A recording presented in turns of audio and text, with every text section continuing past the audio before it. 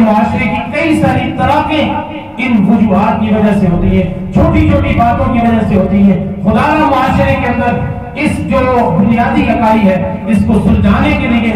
مرد کو بھی اپنے اندر برداشت پیدا کرنی چاہیے، بیوی کو بھی اپنے اندر برداشت کرنی چاہیے، اور دونوں رشتوں کو چاہیے کہ وہ اس رشتے کے تقدس کا خیال رکھیں، گھر کی باتیں باہر جا کر نہ کریں۔ عورت کے لیے خصوصاً یہ پیغام رسول پاک صلی اللہ علیہ وسلم کی طرف سے بھی ہے، حدیث مبارکہ کا بھی مفہوم ہے کہ ضروری ہے کہ میاں اور بیوی ایک دوسرے کے